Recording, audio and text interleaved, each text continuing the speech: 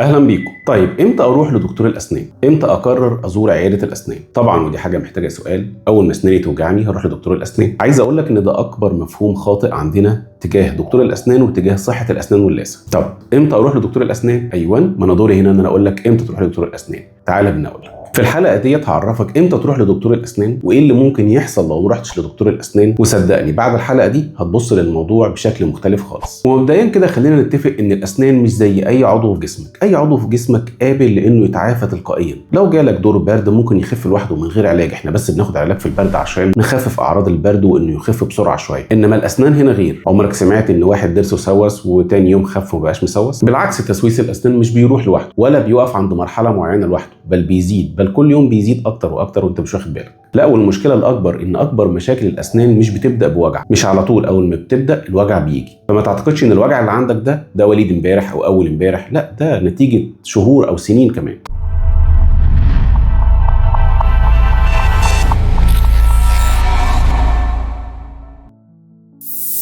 طيب عايزين نعرف امتى بقى نروح لدكتور الاسنان. مبدئيا كده انت رايح لدكتور الاسنان كل 6 شهور، في شكوى او مفيش، في وجع او مفيش. كل 6 شهور ده فحص دوري مهم جدا نكتشف بيه اي مشكله ولو بسيطه في الاول عشان ما تكلفكش بعد كده الم ووقت وتكاليف اكتر من الاول. تاني حاجه وطبيعي جدا هنروح لدكتور الاسنان لما يكون في وجع في الاسنان، دي حاجه بقى بديهيه، بل دي اغلب 90% من الناس اللي بيروحوا عيادات الاسنان بسبب الم الاسنان. اول ما الم الاسنان ابدا اروح لدكتور الاسنان. فايفن حتى لو الالم بسيط او بيروح ويجي او انت حتى مستحمله، لازم تروح لدكتور الاسنان، لان طبيعي الم الاسنان ده مش حاجه طبيعيه، مش ده العادي ان اسنانك توجع. دايما دي بتبقى رساله من الجسم ان في مشكله في الاسنان. بنتوجه على طول لدكتور الاسنان ونحل المشكله من الاول، افضل من انها تزيد وتسبب لنا مشاكل اكبر منها. كمان في حالات اللثه عندها بتنزف، سواء هي بتغسل اسنانها بفرشه ومعجون او هي بتقطم فاكهه او بتتكلم كده لوحدها تلاقي اللثه بتجيب دم. ده مش طبيعي خالص، والطبيعي انك بعديه تتوجه لدكتور الاسنان لان ده على الاغلب التهاب في اللثه. ولو عندك ريحه فم مش طبيعيه مش كويسه موجوده باستمرار حتى لو نظفت اسنانك بانتظام واستخدمت غسول فم وخيط اسنان وبرده الريحه دي موجوده، هنا لازم نروح لدكتور الاسنان، لان ده على الاغلب بيكون من تسوسات في الاسنان، حفر مليانه اكل والاكل ده بيسبب رائحه فم، فلازم التسويس ده يتنظف ويتحشي، او بيبقى جاي من اللثه، التهابات لثه او جيوب لثويه او اي مشاكل تانية في الاسنان. مجرد ما بنحلها رائحه الفم بتتحسن والموضوع بينتهي خالص. وهنا عايز اقول ان رائحه الفم احنا مش بنروح لدكتور الاسنان عشان نصلحها، لا، لانها جايه من مشكله رئيسيه عايزين نحلها عشان ما تزيدش، وبالتالي تباعا رائحه الفم هتتحسن. ثم ان لو اسنانك بتوجعك مع الساعه او الساخن، دي طبعا اسمها حساسيه اسنان، ودي اسبابها كتير. ممكن يكون جذور الاسنان مكشوفه، او عندك تسويس عميق شويه، او عندك حشويه قديمه وحصل ليكج، حصل تسريب ما بينها وما بين جزء من الاسنان، فلازم نحل الموضوع بسرعه وان الحشويه دي تتغير، وبالتالي تباعا موضوع الحساسيه ده هيختفي. وهنا كمان حابب اذكر ان بعض الناس اللي بتيجي بحساسيه الاسنان هي جايه تحل مشكله حساسيه الاسنان. يعني لو قلت لهم ان في تسريب تحت حشو او في جذور باينه من الضروس او في مشكله على الثانيه عايزه تتحل، بيسالوا هل حساسيه الاسنان هتتحل؟ فدايما بقول لهم احنا هنحل مشكله حساسيه الاسنان، بس بنحل المشكله الرئيسيه اللي مسببه حساسيه الاسنان، وبالتالي حساسيه الاسنان هتختفي.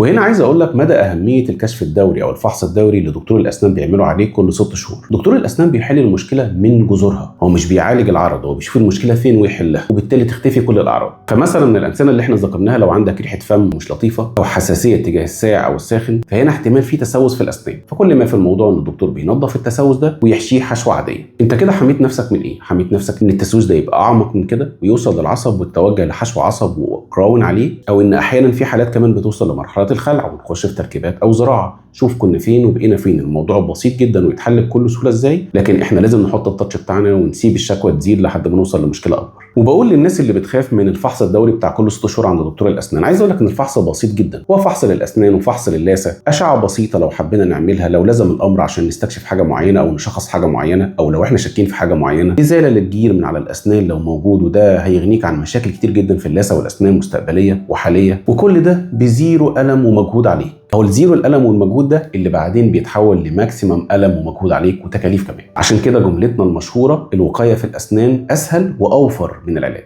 عشان ذكرت حته ازاله الجير من على الاسنان دي، احنا كده نعمل له حلقه لوحده، بس عايز اقول لك ان الجير ده خطير جدا. يعني هو ده اساس تسوس الاسنان والتهابات اللثه بل ونزيف اللثه، واحيانا خلع بعض الضروس والاسنان اللي حواليها جير رغم انها ممكن تكون مش مسوسه. كمان مشكله الجير ده انه مش بيتشال بالفرشه والمعجون في البيت، ولا بيتشال باي وسيله غير عند دكتور الاسنان في عياده الاسنان. فخليك حريص في موضوع جلسه ازاله الجير عند دكتور الاسنان دي كل 6 شهور، حاجه ضروريه جدا جدا وهتحميك من مشاكل الاسنان تقريبا كلها. ومن اخطر الحاجات اللي بتبوظ الدنيا في الاسنان هي تاجيل علاج الاسنان. والله لما احس بوجع هروح اكشف عند دكتور الاسنان، لما افضى انا ما عنديش وقت ومش فاضي، لما اقبض الجمعيه كده واروح عشان ابقى مقتدر كده واعرف اعمل اسناني، ولكن فجاه بتلاقي المشكله بقت اكبر، الالم اشد والتكلفه طبعا اعلى. طب وليه ده كله؟ احنا الزياره سهله وبسيطه ومش مكلفه ومش متعبه خالص. كمان نقطه الناس اللي هي بتخاف من دكاتره الاسنان او تخاف من زياره دكتور الاسنان عامه، احنا بنقول له خلاص الدنيا دلوقتي بقت اسهل، العلاج بقى اسهل من زمان بكتير، كمان الاجهزه بقت احدث ووصلنا لمرحله ان بقى في زيرو بين دلوقتي اثناء الشغل وبعد الشغل، فالدنيا اتطورت ومش عايزك تقلق خالص من زياره دكتور الاسنان. والاهم من ده كله كمان انك بتروح بدري، فبتتجنب اي تجربه صعبه ممكن تحصل لك مع دكتور الاسنان او عياده الاسنان عامه. فخد الموضوع ببساطه كده وخلي الزياره بدري احسن. وخليني قبل ما امشي واسيبك اقول لك لو عاوز تحافظ على اسنانك باقل مجهود اعمل اللي انا هقول لك عليه ده. زور دكتور الاسنان كل 6 شهور، خليه يفحص لك الاسنان واللثه ويعمل لك اشعه لو محتاج.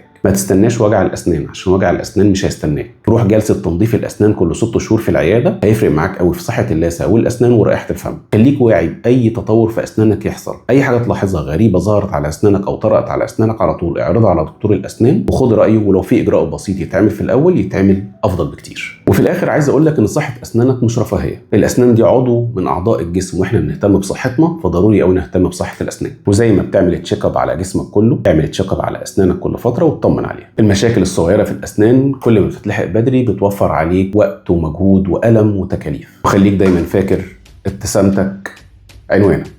ويلا بينا على اللايك والسيف والشير، اعمل لايك للحلقه وشيرها مع كل اصحابك، وطبعا اعمل اشتراك في القناه، شير الحلقه لكل حبايبك واصحابك، خليهم زيك يهتموا بصحه اللثه والاسنان. وقول لنا في الكومنتات كده رحت اخر مره لعياده سنان امتى ونظفت الجير من على اسنانك، وقول لنا تجربتك كانت عامله ازاي. وما تنساش تشترك في القناه وترشحها لكل حبايبك واصحابك.